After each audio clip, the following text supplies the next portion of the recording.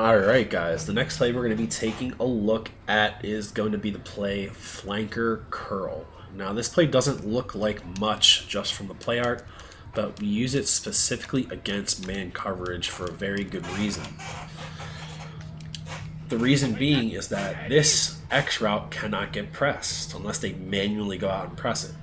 So that's a free release route that splits the middle of the field and will work against two-man under, or it will work especially well if they decide that they're going to get cute and put their safeties into purples. But I'm just going to kind of show you the way I set this play up, and I'll set the defense up the way it's the way I attack it. So again, just quickly drag the tight end. I make one more hot route, and that's putting this far right guy on a comeback.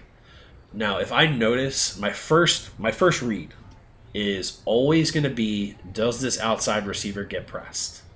If he doesn't get pressed, that means that they shaded over the top in man coverage. Okay, that means that the comeback route will be open. If it does get pressed, my next read is going to be quickly to the tight end. Did the tight end beat his man? Okay, maybe he didn't beat his man. My last read is going to be X. I just leave the halfback where he is in case the guy who's using him just forgets about him. But just to quickly kind of illustrate this play, he shaded up clearly. Comeback route's open. The way you catch the comeback route is not a possession catch. If you try to possession catch it, it gives the defender the opportunity to make a play on the ball. So you want to click on, come back to the ball, and aggressive catch it. All right. If there is a press on the outside, well, like I said, the X receiver doesn't get pressed on this left side. Okay, so if you have a guy that's good at deep route running, yes, that was goofy looking because of two-man under and just the way the man coverage plays in this game is just dumb. But if this is a fast guy, like I used McLaurin here, I got him at like 95 speed. It's hard for a lot of corners to keep up with that. So, boom, you can kind of take a shot deep. I didn't change anything with the safeties. I also have deep in elite on my deep threat receiver, which is great with these posts here because you do get that glitchy animation. So let me go ahead and actually set the defense up properly. And I believe that Mike Evans has deep in elite. I'm not 100% on that. So if you click on and hold Y, sometimes you get that glitchy animation. He's definitely not the fastest receiver in the game, Mike Evans.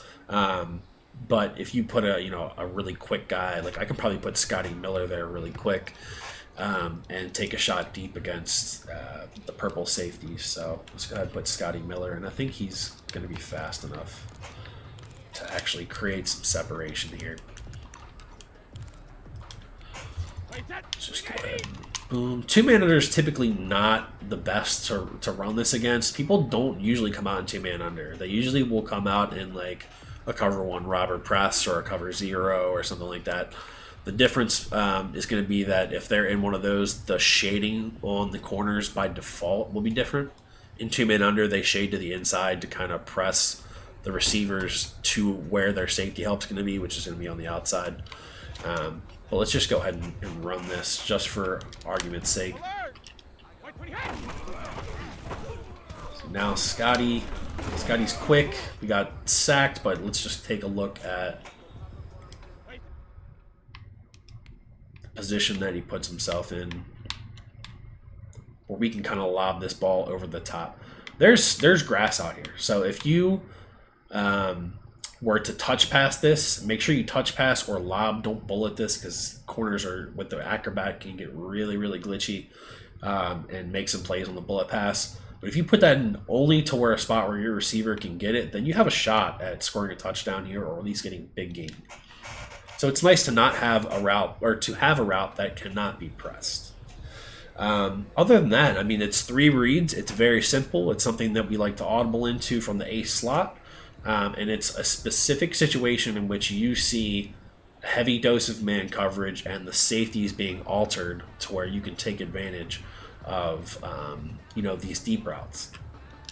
Again, pay attention to if this outside receiver gets pressed first, then you can throw the comeback route, check your tight end, don't forget about him, and then last but not least, your deep route over on this side.